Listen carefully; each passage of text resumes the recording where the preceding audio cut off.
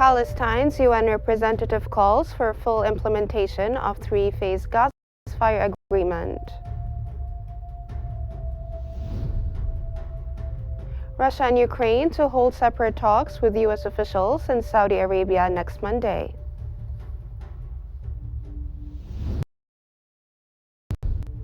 And police in Turkey use water cannons and tear gas to disperse protests following the detention of Istanbul's mayor.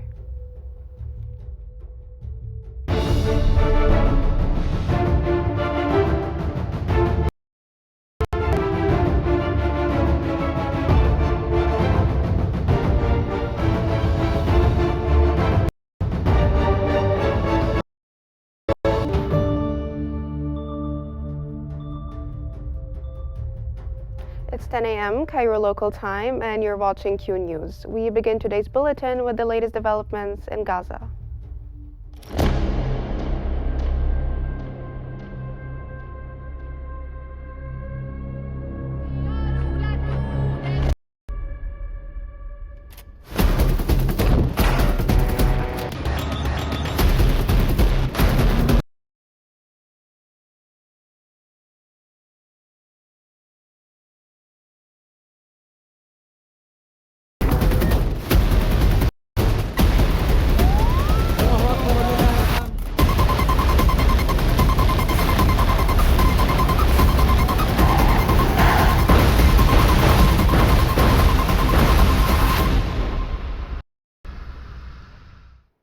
The Palestinian death toll in the Gaza Strip has risen to 49,617, with more than 112,000 others injured, following over 17 months of Israeli military operations.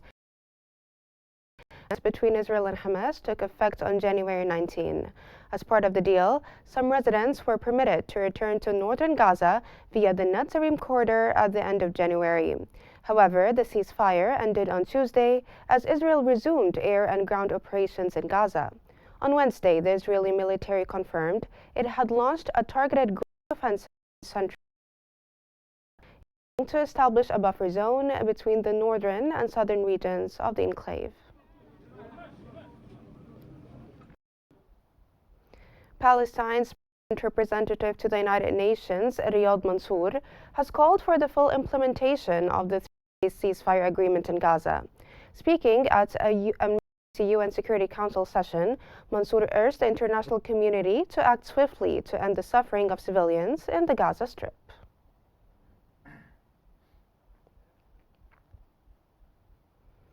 UN Assistant Secretary General for Middle East Affairs, Khalid Khairi, has described the situation in Gaza as catastrophic. Addressing the UN Security Council, Khairi stressed that humanitarian aid is rapidly depleting due to Israel's continued closure of border crossings. He warned that the resumption of military in Gaza further endangers civilian lives.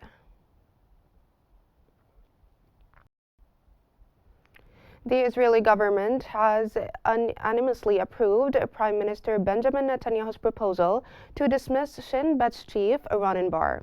According to a statement from Netanyahu's office, Bar's term will officially end on April 10 or earlier if a new head of the domestic intelligence agency is appointed.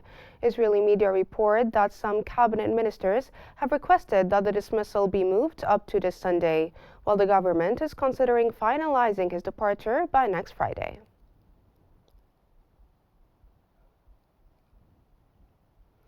Shin Bet chief Ronen has acknowledged that Israel has yet to defeat Hamas, with 59 hostages still believed to be held in Gaza. In a message to Prime Minister Netanyahu, Bar warned that Israel is facing a complex and difficult period, describing the conflict as a multi-front war.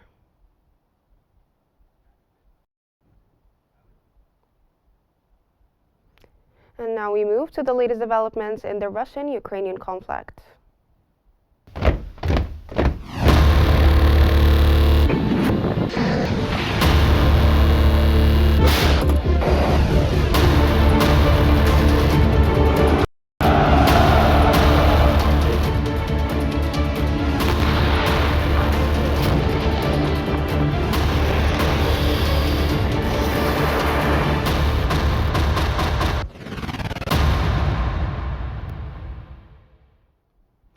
Russia and Ukraine have announced that their delegations will hold separate talks with U.S. officials in Saudi Arabia next Monday. According to Russian presidential aide Yuri Yushakov, the upcoming round of Russia-U.S. talks on Ukraine will take place in Riyadh with the Russian delegation led by Grigory Karasin, chairman of the International Affairs Committee in Russia's upper house, and Sergei Bida, advisor to the head of Russia's Federal Security Service. Conversation with U.S. National Advisor Michael Waltz on Wednesday, during which they discussed convening expert groups to explore the implementation of the Black Sea Initiative. The Kremlin confirmed earlier this week that Russian President Vladimir Putin and U.S. President Donald Trump to move forward with discussions focused on ensuring the safety of navigation in the Black Sea.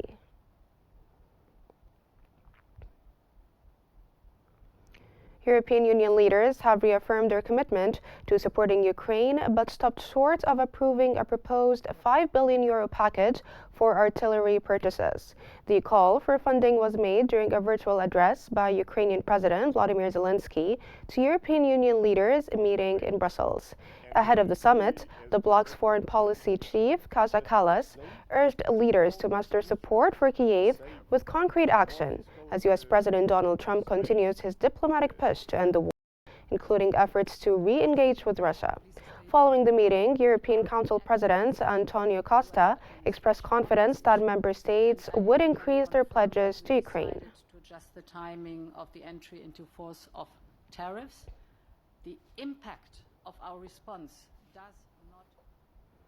French President Emmanuel Macron has announced he will host a meeting of European leaders alongside Ukrainian President Volodymyr Zelensky in Paris next Thursday to discuss strengthening Ukraine's defense.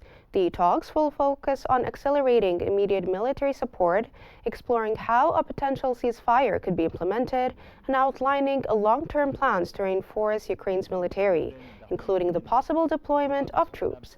The initiative comes as a group of Western nations, referred to as the Coalition of the Willing, coordinated support plan to ensure rapid response if a peace deal is reached between Kyiv and Moscow. France and the United Kingdom are leading efforts to offer a peacekeeping framework and are urging the United States to provide security guarantees to prevent future Russian aggression. Et au fond, nous avons maintenant une stratégie pour réarmer pleinement l'Europe, c'est-à-dire nous rééquiper, retrouver pleinement notre indépendance dans les 5 ans qui viennent. Emergency services in Ukraine's Zaporizhzhia region have released footage showing firefighters battling flames at a damaged building and rescuing a dog trapped deep beneath the rubble. The video follows reported strikes near the city of Zaporizhzhia, including one involving a guided bomb. According to the regional governor, 5 people were injured in the attacks, including a child. The exact date and location of the footage could not be independently verified.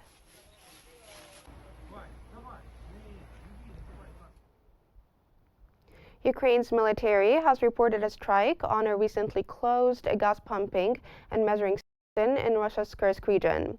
Drone footage circulating on social media shows a gas station in the town of Sudzha engulfed in flames.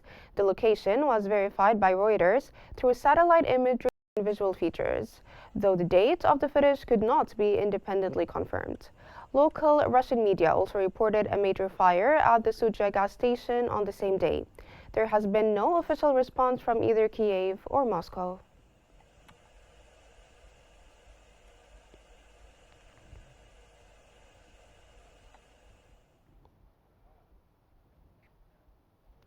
Russia has announced that its forces shot down more than 200 Ukrainian drones over the past 24 hours, while Ukraine reported strikes at a Russian military airfield. According to the Russian Ministry of Defense, troops carried out strikes at airfield infrastructure, command posts, drone storage sites, ammunition trains, and troop concentrations across 153 locations. Russian forces also reported repelling Ukrainian advances in the Kharkiv, Donetsk, and Zaporizhzhia regions, while targeting Ukrainian personnel and equipment. In the Kursk region, Russian troops said they destroyed Ukrainian weapons stockpiles and 2 drone control centers. Air defense units reportedly intercepted a total of 225 Ukrainian drones.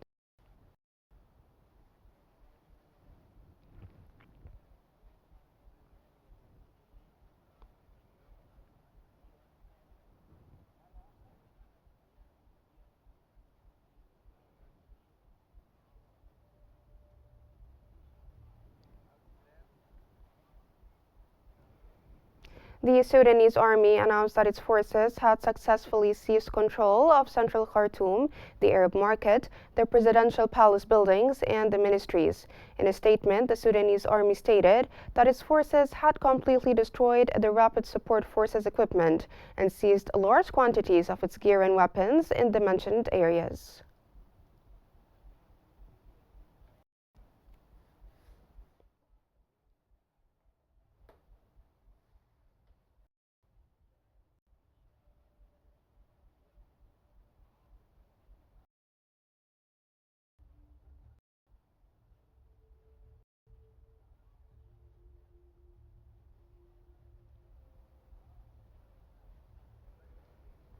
The Sudanese army announced that its forces had successfully seized control of central Khartoum, the Arab market, the presidential palace buildings, and the ministries. In a statement, the Sudanese army stated that its forces had completely destroyed the Rapid Support Forces equipment and seized large quantities of its gear and weapons in the mentioned areas.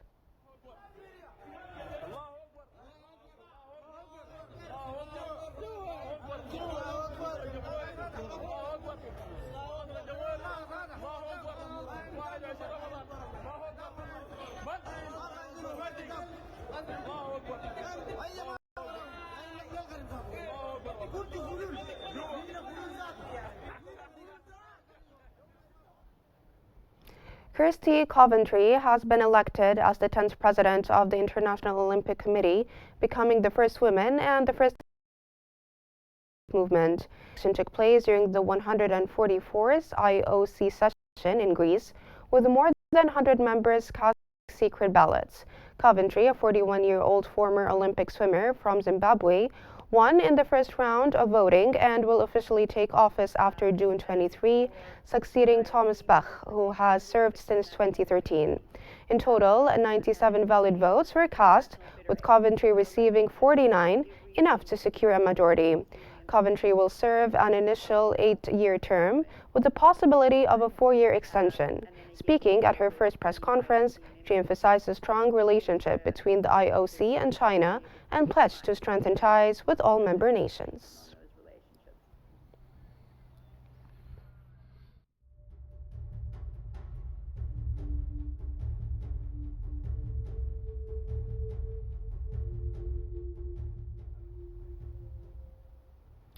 North Korean leader Kim Jong-un has overseen the test firing of the country's latest anti-aircraft missile system, according to state media.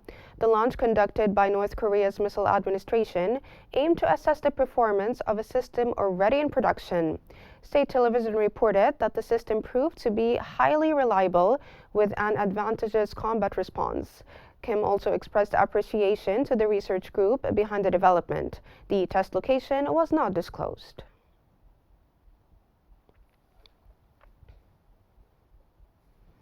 Police in Turkey have used water cannons and tear gas to disperse protests that erupted across the country following the detention of Istanbul's mayor, Ekrem İmamoğlu. Thousands took to the streets in cities, including Izmir and Ankara, denouncing what they call the undemocratic arrest of one of President Recep Tayyip Erdogan's main political rivals. In Izmir, demonstrators were met with water cannons, while in the capital Ankara, police fired tear gas and dummy rounds during clashes with protesters. İmamoğlu was taken into custody on Wednesday, facing charges of graft and aiding a terrorist group. The opposition has condemned the move as a coup attempt, sparking a wave of demonstrations nationwide. The arrest comes amid a wider crackdown on opposition figures, which critics say is a politically motivated and aimed at weakening electoral challengers and silencing dissent.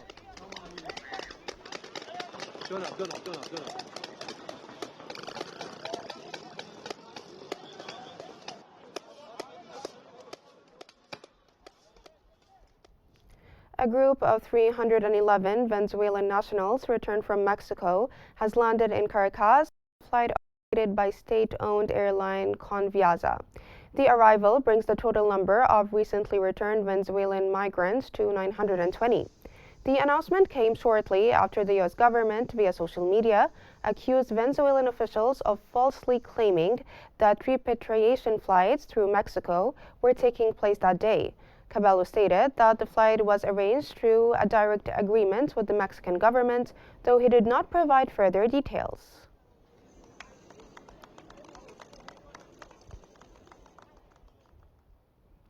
Glaciers across the globe are melting at an unprecedented pace, with the last 3 years marking the highest recorded glacial mass loss.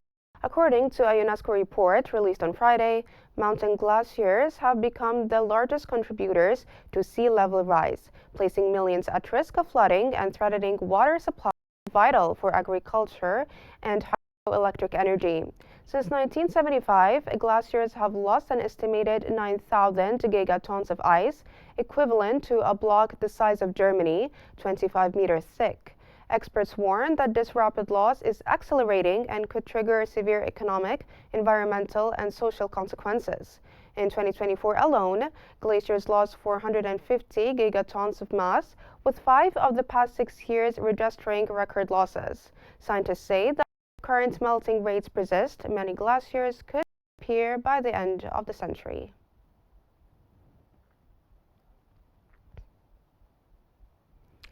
China's Shenzhou 19 crew aboard the Tiangong space station is preparing to conduct their third extravehicular activity, or spacewalk, in the coming days.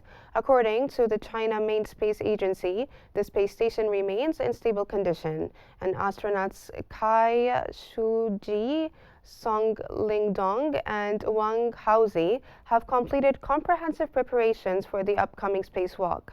Since completing their second spacewalk earlier this year, the crew has carried out a range of missions, including rendezvous and docking training, emergency pressure drills, and scientific experiments in space life sciences, human research, microgravity physics, and emerging space technologies. The crew began their 6-month mission aboard the station on October 30 last year.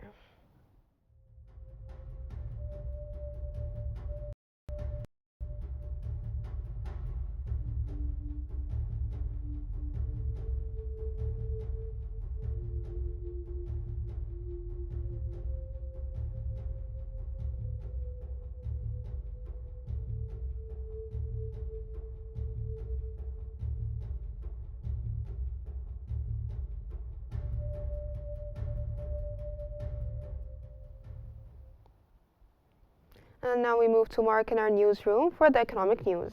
Thank you very much. Good morning, Selma. Good morning. The latest on the economy.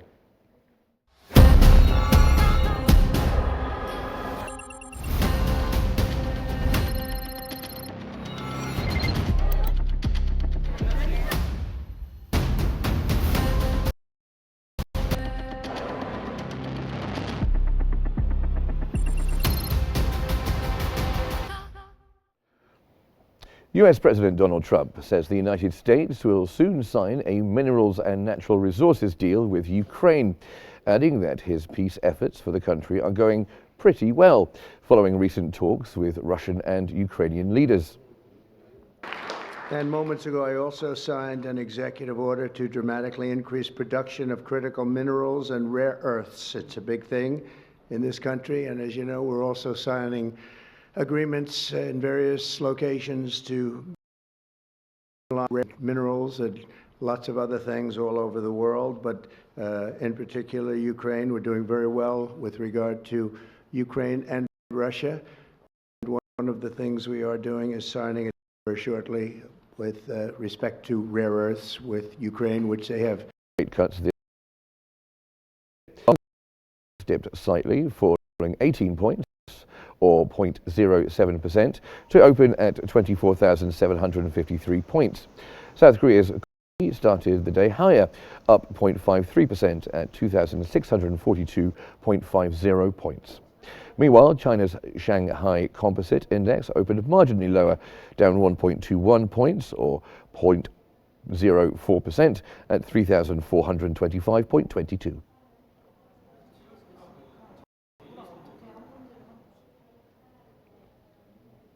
Gold prices edged lower on Friday, retreating from recent record highs as investors engaged in profit-taking activities. Spot gold decreased 0.5% to $2,029.86 per ounce, following a historic peak of $3,057.21 on Thursday. Despite this pullback, gold remains on track for a third consecutive weekly gain, bolstered by ongoing geopolitical tensions and expectations of potential Federal Reserve rate cuts.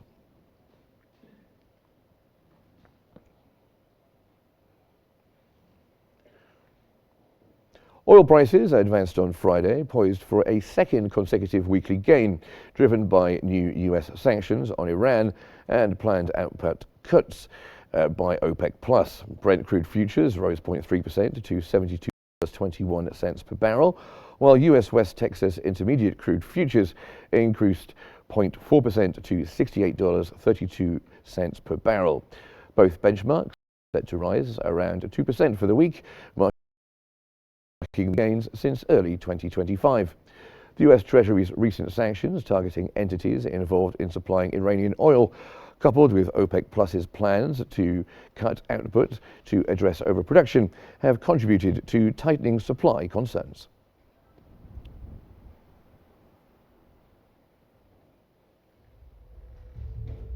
And now let's go back to you, Selma, in the studio. Selma.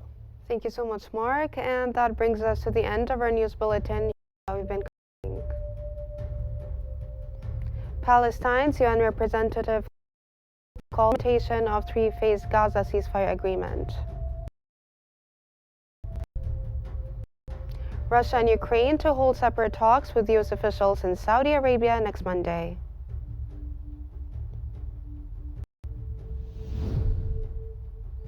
And police in Turkey use water cannons or gas to disperse protests following the detention of Istanbul's mayor.